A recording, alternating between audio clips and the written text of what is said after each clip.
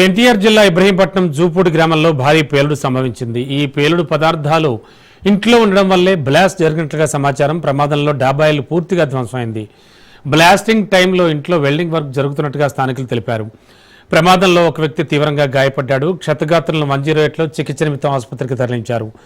ఈ పేలుడులో పక్కనే ఉన్న 3 రేకుల షెడ్లు కూడా స్వల్పంగా ధ్వంసమయ్యాయి. పేలుడుపై పోలీసులు దర్యాప్తు చేస్తున్నారు.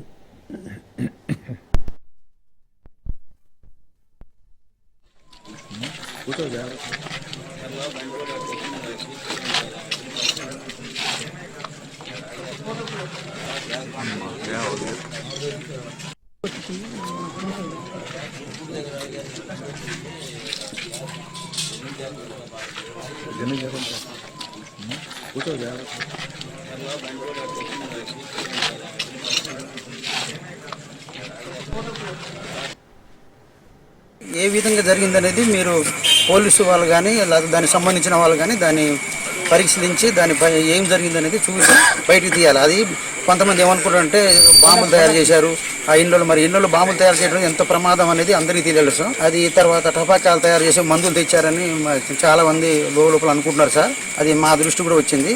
మరి అది ఊళ్ళో ఇట్లా చేయడం వల్ల ఊరంతా వల్లకట్ అయిపోద్ది. అది వాళ్ళకి పర్మిషన్ ఉందా, అసలు ఏముంది, ఎట్లా తెచ్చారు, దాన్ని బయటికి తీసుకొచ్చి పోలీస్ డిపార్ట్మెంట్ వారు మేము కోరేది ఏంటంటే అది ఎట్లా జరిగింది అనేది పూర్తిగా తెలుసుకొని వాళ్ళ మీద కఠినమైన చర్య తీసుకొని క్రిమినల్ కేసు పెట్టి వాళ్ళు బయటికి రాకుండా చేయాలి సార్. ఎవరు చేసినా తప్పే అది. ఆ విధంగా చేయడం వల్ల ఇవాళ మనుషులు ప్రాణాలు పోతే, మనుషులు ప్రాణాలు ఎవరు ఇచ్చేవాళ్ళు ఇలా కూలిపోయిందని ఊరుకున్నారు. మరి ఇలా మనుషులు పోతే మేము ఇదే రోడ్లో తిరుగుతూ ఉంటాం. ఇక్కడ చాలా మంది ఊళ్ళో ఉంటారు. మరి ఊళ్ళో ఉన్నప్పుడు సార్ అది పోతే ఎవరు బాధ్యులు, దానికి ఎవరు అంటే డిపార్ట్మెంట్ బాధ్యులా, లేకపోతే పర్మిషన్ ఇచ్చే ఇవ్వని వాళ్ళు బాధ్యులా, చేసే వాళ్ళు బాధ్యులా? దాన్ని మీరు తప్పనిసరి దాన్ని చర్య తీసుకొని వాళ్ళ మీద క్రిమినల్ చర్య పెట్టి ఎలా జరిగిందో అది బయటకు తీసుకురావాలి. ఏం పలగనప్పుడు అంత బ్లాస్టింగ్ జరగడానికి ఏముంది సార్? అది కరెంటు పేలిందన్నా అంత పెద్దగా జరగదు. ఇల్లు పలిగేంత ఉందంటే దాంట్లో ఏదైనా మందు పాత్ర లేనిది అసలు అంత పేలిందంటే మందు పాత్ర లేకుండా ఏది జరగదు సార్. అది ఖచ్చితంగా మందు పాత్ర ఉంటుంది. దాన్ని మీరు బయటికి తీసి అది ఎవరు చేశారో ఎవరు తెచ్చారో అది లోతుకు పరిశీలించి బయటికి తేవాలి సార్.